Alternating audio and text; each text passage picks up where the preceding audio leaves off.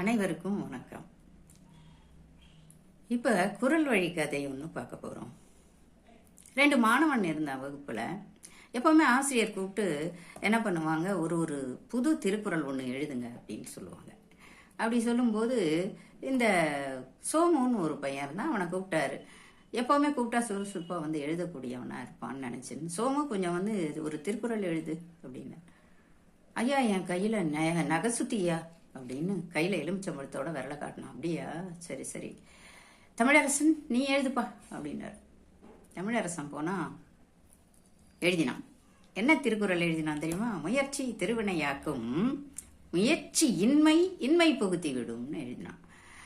அதுக்கப்புறம் ஆசிரியர் என்ன பண்ணாரு, வாங்க 2 பேரும் அப்படின்னு கூப்பிட்டாரு. ரொம்ப தங்கி என்ன கூப்பிட்ட உடனே பயந்துனே போனோம் சோமு.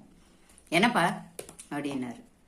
ஐயா, என்னை திட்டாதீங்க, எனக்கு திருக்குறளே தெரியல, அதனாலதான் உங்ககிட்ட நான் கையில நகை சுத்தின்னு போய் சொன்னேன் அப்படின்னா. சிறு பிள்ளைய நீங்க எல்லாம் இப்படிதான் பண்ணுவீங்க, நம்மளால முடியாதுன்னு ஒண்ணு இருக்கா தமிழரசன் அப்படின்னா. தமிழரசன் கையை தூக்கி காட்டினா 2 விரலே இல்லை தமிழரசனுக்கு. ஆசிரியர் ஆச்சரியமா பார்த்தாரு. எப்படிப்பா எழுதினேன்?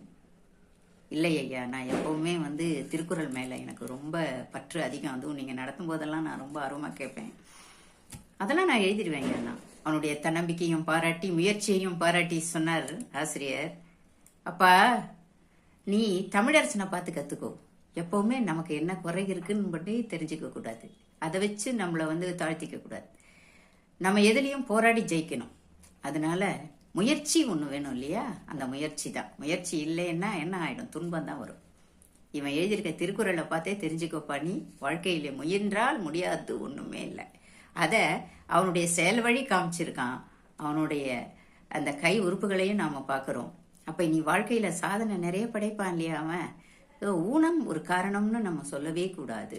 நம்ம கையில ஒரு உறுப்பு இல்லைன்னா அதை பத்தி கவலைப்படாம முன்னேறணுங்கிறது இன்றைய கால மாணவருக்கு நான் சொல்ற நம்பிக்கை நட்சத்திரமா நீங்க இருக்கணும் அப்படின்னாரு.